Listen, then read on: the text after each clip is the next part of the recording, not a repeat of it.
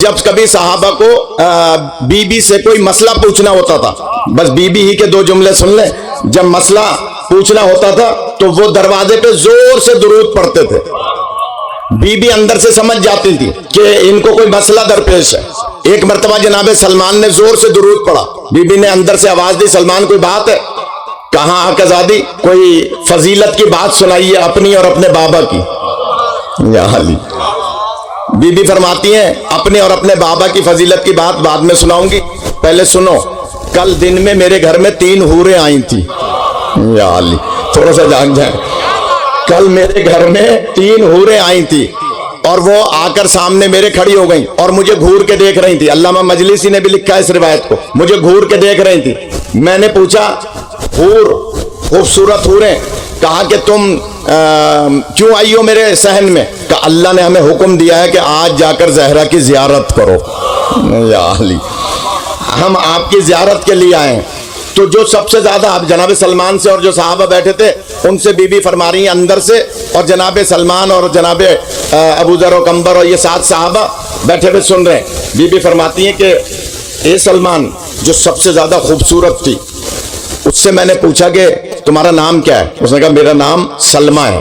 کہ اللہ نے تمہیں کس کے لیے خلق کیا ہے؟ کہ آپ کے دروازے پہ بوسہ دینے والے سلمان کے لیے بنایا۔ یا علی، خدا آپ کو سلامت رکھے۔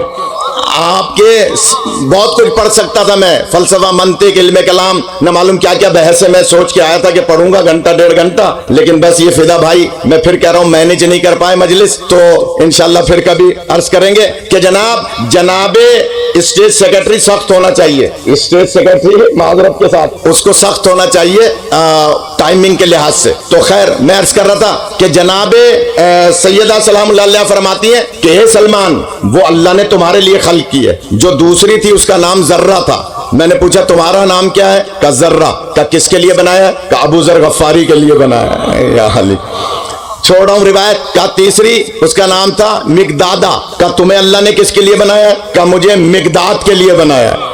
جو بات کہنے جا رہا تھا میں کہ مسلمان اس سے سبق حاصل کریں، یہ سنیوں کی کتاب میں بھی ہے۔ ابھی آپ نے کیونکہ شیعہ سنی حوالے بہت سن لیے تو میں آپ کو اس طرف نہیں لے جانا چاہ رہا تاکہ تھوڑا ذہن آپ کا بدلے، تو میں جملہ کہہ رہا ہوں کہ جناب سلمان عرض کرتے ہیں آقازادی بس اتنا بتائیں، جو میرے نام والی حور تھی وہ آپ کے برابر میں بیٹھی تھی یا پیروں میں بیٹھی تھی؟ لے جانا چاہ رہا ہوں۔ تو جناب سیدہ فرماتی ہیں حور ہے، حور اگر برابر میں بھی بیٹھ جاتی تو کیا تھا، وہ تو معصومہ ہے۔ تو جناب سلمان کہتے ہیں آقازادی نہیں، اگر میرے نام والی حور آپ کے برابر میں بیٹھ جائے تو مجھے جنت میں پسند نہیں ہے۔ خدا آپ کو سلامت رکھے، خدا آپ کو زندگی عطا فرمائے۔ اگر جنت میں بھی میرے نام والی حور آپ کے برابر میں بیٹھ جائے مجھے پسند نہیں ہے۔ یہ ہیں وہ صحابہ۔ جناب سلمان نے یہ سوال کیا، اور میں کیونکہ آیا تطہیر پہ 2 جملے عرض کرنے، اس لیے جناب جابر نے آواز دی آقازادی کوئی مجھے بھی حدیث سنائیے۔ بی فرماتی ہیں اے جابر، میرے گھر میں میرے بابا تشریف لائے اور مجھ سے کہا بیٹی میں اپنے بدن میں ذوف محسوس کر رہا ہوں۔ میں نے کہا خدا آپ کو ذوف سے محفوظ رکھے۔ اب میں آپ سب کے سر پر، میرے ہاتھ میں اس وقت قرآن نہیں ہے، حیدری صاحب تو قرآن اٹھا کے سر پہ رکھ رہے تھے، میں آپ کو صرف قرآن کی گویا قسم دے کے کہہ سکتا ہوں کہ یہ بتائیے قرآن مجید میں لفظ جسم بھی موجود ہے، لفظ بدن بھی موجود ہے، لیکن نبی فرما رہے ہیں فی بدنی ذوفن، کہ میرے بدن میں ذوف ہے، اس لیے کہ بدن کہتے ہیں گردن سے لے کر پیروں تک کے حصے کو، اور جسم کہتے ہیں سر سے لے کر پیروں تک کے حصے کو۔ نبی نے جسم کا لفظ استعمال نہیں کیا، بدن کا لفظ استعمال کیا، تاکہ دنیا کو دلیل دے دیں کہ کچھ دن کے بعد کوئی معمولی بخار میں میرے دماغ کو ہذیان کی تہمت نہ لگا دے۔ آپ ڈاکٹر کے پاس جاتے ہیں نا، کیوں جاتے ہیں؟ میرے جسم میں درد ہے، مجھے بخار ہے، ڈاکٹر کے پاس جاتے ہیں۔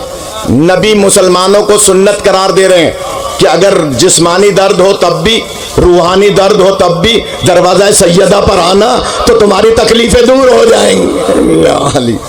لہذا اللہ اکبر، یا رسول اللہ، علی ولی اللہ۔ یا علی خدا سلامت رکھے. ہاں ٹائم کا میں مہربانی کریں بس 2 جملے سن لیں کہ جناب رسول پاک نے کہا لاؤ یمنی چادر. بی بی نے چادر دی, سرکار کا ذوف ختم ہو گیا. یہ بتانے کے لیے کہ چادر سیدہ رحمت للعالمین کا ذوف ختم کر دیا کرتی ہے. بی بی فرماتی ہے اے جابر, اللہ کرے میں ایک نقطہ پہنچا سکوں, اے جابر تھوڑی دیر میں میرے لال حسن آئے, پھر تھوڑی دیر میں میرے لال حسین آئے, پھر میرے شوہر علی آئے. سب نے کہا کہ ہم اپنے گھر میں خوشبو محسوس کر رہے ہیں. بی بی فرماتی ہیں ہاں کمرے کے اندر چادر کے نیچے موجود ہیں. صرف ایک دلیل فدا بھائی میں کیا کروں, آپ کی بھی مجبوری ہے میری بھی مجبوری ہے, اور بس کیا بتاؤں کہ جناب جابر سے فرماتی ہیں اے جابر جب ہم پانچوں کے پانچوں چادر کے اندر آ گئے, فلمک تمنا جمیعن تحت الکسا, جب ہم پانچوں کے پانچوں چادر کے نیچے آ گئے تو جبرائیل امین نے اللہ سے سوال کیا کہ یا اللہ یہ چادر کے نیچے کون ہے؟ یہ ہمارے اوپر شامیانہ لگا ہوا ہے, نہ میں بتا سکتا ہوں کہ یہاں اوپر کون سا پرندہ بیٹھا ہے, نہ آپ بتا سکتے ہیں. کیوں؟ ہم چادر کے نیچے ہیں, شامیانے کے نیچے ہیں. بی بی کہہ رہی ہیں ہم چادر کے اندر آ گئے تو اللہ نے جبرائیل سے سوال کیا. میرا سوال یہ ہے بی بی آپ تو چادر کے اندر ہیں, آپ کو کس نے بتایا کہ جبرائیل اللہ سے سوال کر رہا ہے؟ یا علی جان لے جانا چاہ رہا ہوں, کس نے بتایا بی بی کو؟ کوئی بتائے؟ اللہم صلی علی محمد و آل محمد. جلدی سے سنیے, بی بی کو کس نے بتایا؟